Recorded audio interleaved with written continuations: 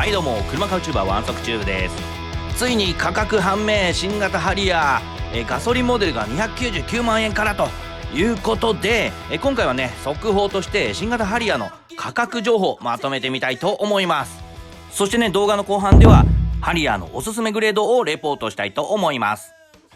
私もね新型ハリアー購入予定なんですけれども、まだねグレードはねどれにするか悩み中なんですが、なんでグレード選びに悩んでいるのかっていうのとね、一緒に価格を見てグレード選びの参考にしていただければと思います。いや、予想してたよりもね安かったなという印象ですね。ですでにねネットでも見積もりとか価格コムとかにもう価格出ちゃってますけれども、私も情報をつかんでいましたのでまとめてみたいと思います。まずですね、新型ハリアーはパワートレーンなんですけれども、2リッターのガソリンと 2.5 リッターのハイブリッドの2種類のパワートレーンで展開します。それぞれ4駆と FF がありまして、グレード展開はね上から Z、G、S の順番で小畜梅の展開となっています。その上位グレードの Z と G にのみレザーパッケージという本革シートとかねシートベンチレーションがつくパッケージが選べます。ではそれぞれの価格を見ていきましょう。すべて 10% 税込み価格となっています。まずは2リッターガソリンモデルの価格なんですけれども、一番上位グレードの Z にレザーパッケージがついたものがこちらがですね FF で423万円で、4駆で443万円となっています。で次に Z のレザーパッケージなしのものが FF で393万円、 Z の4駆で413万円となっています。そして中間グレードの G のレザーパッケージ付き、こちらの FF が371万円で、同じく G レザーパッケージの4駆が391万円となっています。そして、G のレザーパッケージなしが341万円、 G の4駆で361万円、そしてベースグレードの S の FF が299万円、同じく S の4駆が319万円となっています。いろいろね解説したいところですが、先にまず 2.5 リッターハイブリッドモデルの価格も見ちゃいましょう。こちらの Z レザーパッケージの FF が482万円、同じく Z レザーパッケージの4駆が504万円となっています。一番高いので504万円ということですね、新型ハリアーでは。これ意外と安かったなという印象です。続いて Z のレザーパッケージなしの FF が452万円、同じく Z の4駆が474万円となっています。そして中間グレード G にレザーパッケージをつけたものの FF が430万円、G のレザーパッケージの4駆が452万円となっています。そして、同じく G のレザーパッケージなしの FF が400万円で、 G の4駆が422万円となっています。そして最後、ハイブリッド S の FF が358万円、4駆が380万円となっています。いや、どうでしょうか。私の個人的な感想としてはね、ガソリンのベースグレードでも320万円ぐらいするんじゃないかなと思っていたのが、実際には299万円からと300万円を切る戦略価格になっているっていうのにはね結構驚きました。しかも一番高いのはね540万円ぐらいするんじゃないかと予想してたんですけれども、最上級のハイブリッド Z レザーパッケージのAWD4 駆でも504万円からとなっていたので、想像していたよりはね結構3、40万円ぐらい安い印象です。で個人的に気になったのがですね、パワートレーン間での価格差ですね。でガソリンとハイブリッドの価格差が FF で59万円、4駆で61万円と約60万円もの価格差になっています。これはね結構でかいですよね。トヨタのハイブリッドだとラブ4でもね同じ、2リッターガソリンと 2.5 リッターのハイブリッドの、展開なんですけれども、ラブ4もね同じくですねガソリンの G とハイブリッドの G の価格差が 62.7 万円だったのを考慮すれば、それよりちょっと安いかなっていうぐらいなんですけれども、同じ装備内容でパワートレーンの差で60万円の価格差っていうのをどう捉えるかっていうところでグレード選択悩ましくなるんじゃないかなと思います。おそらくね売れ線となるのが、ガソリンの最上級グレードの Z のレザーパッケージの FF あたりになるんじゃないかと思いますが、こちらのグレードの価格が423万円という風になっていますので、オプションとか諸経費込みでも、500万円でもお釣りが来るんじゃないかなと思います。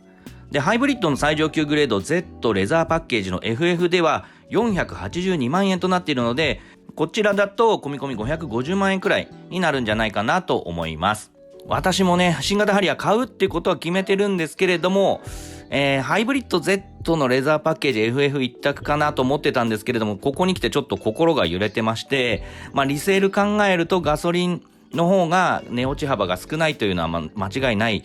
ことになってるので、ちょっとね60万円の価格差っていうのも考えると、ガソリンとハイブリッドどっちにしようかなと悩んでいるところです。後日見積もりのねネタをアップしますので、その時には、どちらになったかっていうのを発表できるかと思います。それではですね、以前にも私の動画でですね、ハリアー買う前に注意したい、11のポイントっていうのをね、動画でもアップしていましたけれども、そちらね下の詳細欄にリンク貼っておきますけれども、その内容を踏まえつつですね、私のおすすめグレードっていうのをレビューしたいと思います。結論から言ってしまえばですね、もうぶっちゃけガソリンの Z レザーパッケージじゃないかなと思います。というのもですね、まずそもそもなんで Z っていうね最上級グレードかと言いますと、Z にしかつかない装備っていうのが結構あるんですよね。それらはねこちらに挙げてあるんですけれども、19インチのタイ&ホイールですね、カラードリアスポイラー、 LED ハイマウントランプのロングタイプですね、あとドアミラー、足元照明、ロゴ付き、カラーヘッドアップディスプレイ、イルミネーション付きスカーフプレート、あとハンズフリーパワーバックドアとかですね、リアクロストラフィックアラートオートブレーキとかブラインドスポットモニターとか 12.3 インチの、ナビとかは、G でもオプションでも選択できますね。あと安全装備は S でもつけることができると思いますが、さらにですね、ここには書いてないですが、Z にしかつかないオプションっていうのがあるんですよね。その中で一番でかいのがですね、パノラミックビューモニターですね。でこれが一番痛恨な装備なんですけれども、私が耳たぶミラーと言っている補助ミラーですね、これを外すためにはですね、このパノラミックビューモニターがなければならないんですが、このパノラミックビューモニターはですね Z 専用のオプションとなっているということですね。パノラミックビューモニターはいわゆる360度カメラとかアラウンドビューモニターって言われているあれですけれども、トヨタの場合は、パノラミックビューモニターと言っていて、これがつかないと、サイドミラーの下に、補助ミラーがつくという形になります。これを外すためには Z 最上級グレードの Z でパノラミックビューモニターをオプションで装備しないといけないということですね。でパノラミックビューモニター自体はですね65,000円の、オプション価格となっていますので、そのぐらいの価格だったらね G とかでも選べるようにしてくれよって思うんですけれども、なぜかこれが Z にしかつけられないというところですね。トヨタの商売上手っていうところですね。他にもね今回の新型ハリアーの売りの装備でもある超高式パノラマサンルーフというね障子のようなすりガラスの状態と透明なガラスがねワンボタンで切り替えることができるというね装備があるんですけれども、これも Z 専用のオプションとなっています。これはね198,000円なので、つけるつけないは52って感じなんですけれども、個人的にはパノラマルーフなりムーンルーフなりは絶対つけた方がリセールに響いてくるのでつけた方がいいと思います。で Z にはねほぼ、ナビをはじめいろんなものが標準装備となっているので、つけるオプションとしてはねほんとパノラミックビューモニターとこの、超高パノラマルーフをつけるかつけないかぐらいなので、超高パノラマサンルーフが 19.8 万円でパノラミックビューモニターが65,000円だったとすると、それらを足してもですね26万円ぐらいなので、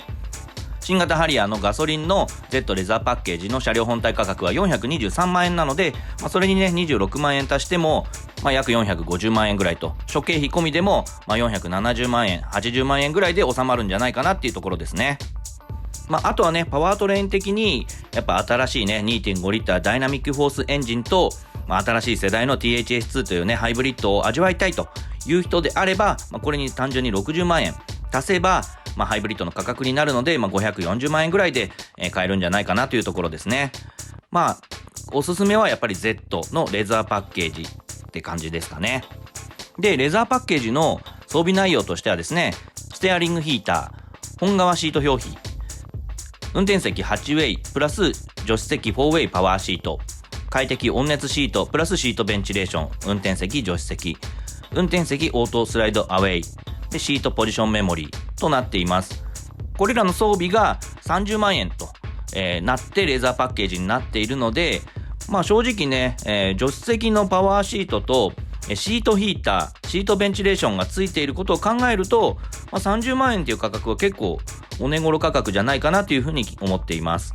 で、逆を言えば、このレザーパッケージにしないとシートヒーターすらつけられないと、さらに助手席も、手動シートになってしまうということなんで、個人的にね、ハリアーぐらいの車格の車乗るんであれば、助手席のパワーシートぐらいは欲しいかなと、あとシートヒーターぐらいは欲しいかなと思うところなので、必然的に Z のレザーパッケージになってしまうっていうことですね。30万円がね高いとは思うかもしれないんですけれども、ポイントとしてはね、シートベンチレーションというね、いわゆるシートクーラーですね。暑い時にシートについているファンが回って熱気を吸い込んでくれて蒸れないという装備なんですけれども、それってね、結構ついてる車って輸入車でもなかなか限られているので、それがつくっていうのはね、大きなポイントじゃないかなと。それがついて、本革シートにもなって、シートヒーターもついて、助手席パワーシートもついて30万円っていうことだったら、つけてもいいんじゃないかなと思うところですね。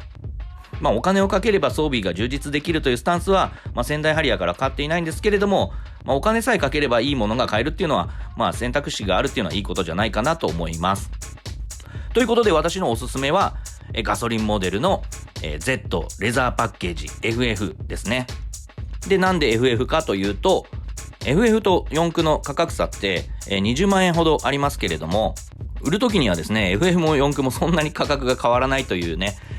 感じになっているので、よっぽどね、雪国に住んでる方以外、あとはマリンスポーツとかウィンタースポーツやる方以外は FF で十分かなと思うのが私の見解ですね。そして色は白か黒が鉄板かなと思うところです。参考にしていただければと思います。それではね、私が実際に何のグレードを選んだかっていうのは次回以降の動画で発表したいと思いますので、これからもあなたの物欲を刺激しながら、私自身も車バンバン買っていきたいと思います。そんでね、実は Twitter とかではちょっと一部言ってましたけれども、ハリアー以外にも車買っちゃいました。それもね、今予想クイズをやっていますので、コメントいただければと思います。それではあなたの物欲を刺激する車買うチューバーワンソクチューブ、次回もお楽しみに。